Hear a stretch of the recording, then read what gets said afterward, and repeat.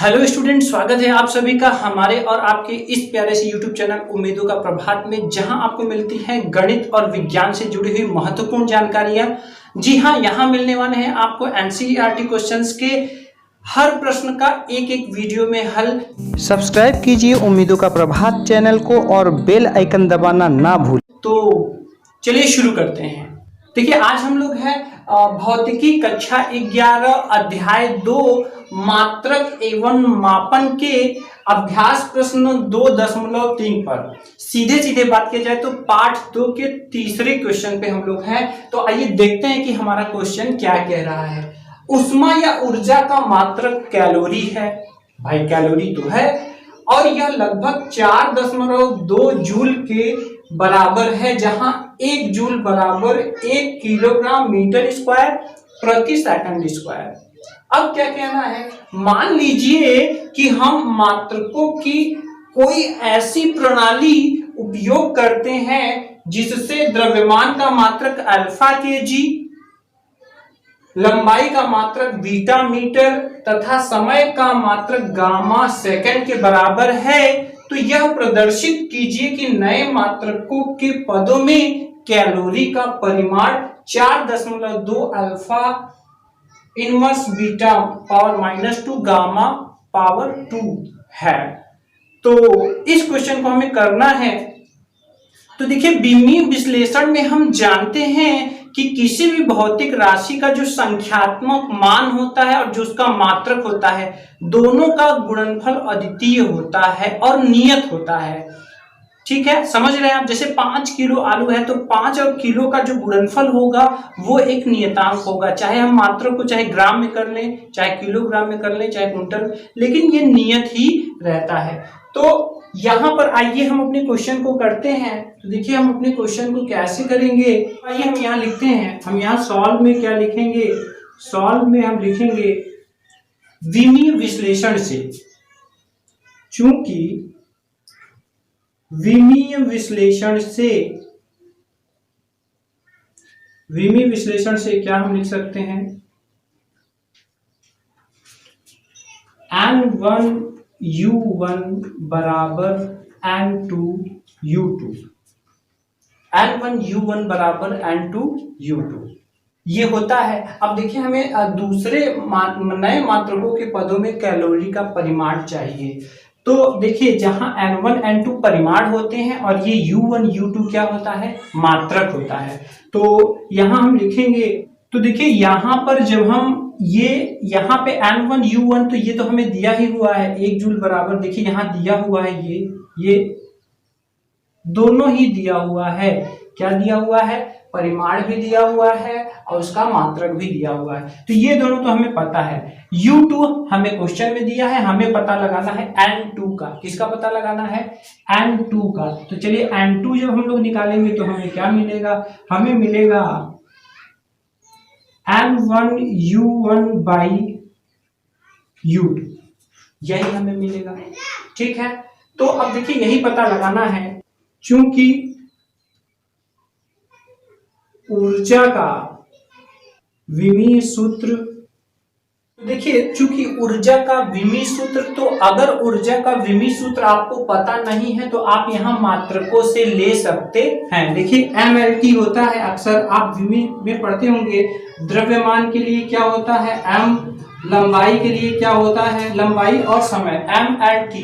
तो देखिए, यहां पर दिया हुआ है मात्रक, मात्रकों से हम बना भी सकते हैं। तो हमें क्या करना पड़ता है, बड़े कोष्टक में MLT।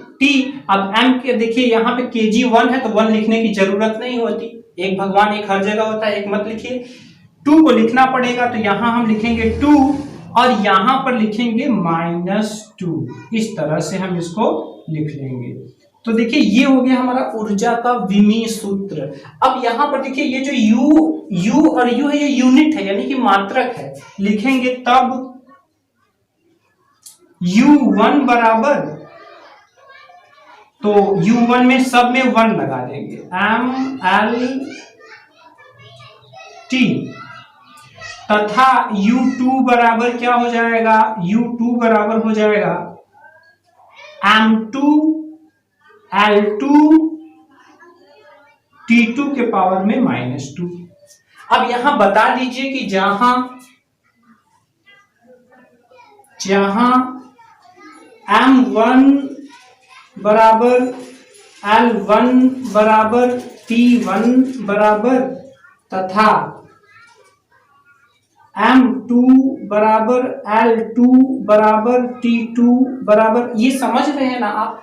ये पहली पद्धति में जो मात्रक है वो है, और ये 2 वाला दूसरी पद्धति में जो हमको दिया गया है। तो अब यहां पर करेंगे, हम क्या करेंगे, तो देखिए यहां पर M1 हो जाएगा 1 kg जो कि यहां दिया हुआ है, L1 क्या हो जाएगा 1 मीटर, और T1 क्या हो जाएगा 1 सेकंड। ठीक है। अच्छा, दूसरा M2 तो देखिए कितना दिया है अल्फा केजी, तो यहां हम लिखेंगे अल्फा केजी।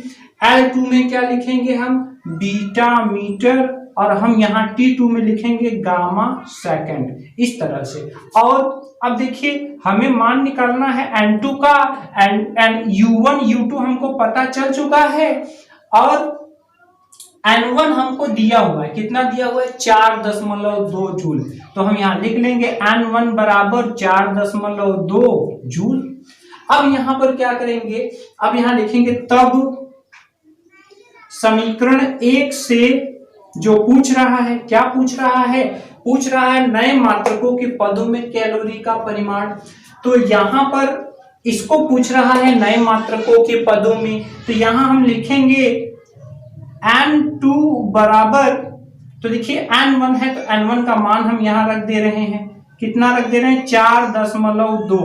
इसके बाद U1 है और U2 है, तो चलिए हम यहाँ U1 रख ले रहे हैं और यहाँ U2 रख ले रहे हैं। तो U1 कितना है M1 L1 T1, यहाँ पे स्क्वायर रहेगा, यहाँ -2 रहेगा। ऐसे ही यहाँ M2 L2 T2, यहाँ स्क्वायर, यहाँ -2 कर लेंगे। तो यहाँ देखिए आप 4.2 तो वैसे ही रहेगा, हम अगर इसको चाहें तो हम इसको अलग अलग कर सकते हैं, क्योंकि ये समान भौतिक राशियां हैं। तो चलिए यहाँ पर इसका 1 ही है पावर, तो कोई बात नहीं है, M1 बटा M2, यहाँ पे ये हो जाएगा L1 बटा L2, यहाँ 2 लग जाएगा क्योंकि इस पे भी 2 है, इस पे भी 2 है, और यहाँ पर हो जाएगा T1 बटा T2, और यहाँ हो जाएगा -2। अब हम क्या करेंगे, यहाँ पे जो सारे वैल्यूज हमने लिखे हैं उसके वैल्यू को हम यहाँ पे पुट करेंगे। तो यहाँ हो जाएगा 4.2, M1 की जगह क्या हो जाएगा, तो देखिए M1 की जगह हम रखेंगे 1 kg, और यहाँ पे जो M2 है इसके जगह अल्फा kg।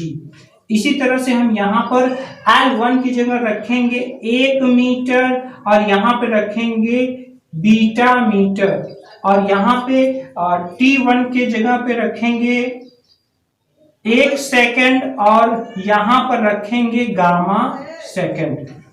अब देखिए यहाँ पर आप देख रहे हैं केजी से केजी कट जा रहा है, मीटर से मीटर कट जा रहा है, सॉरी यहाँ पे 2 रहेगा और यहाँ पे रहेगा -2।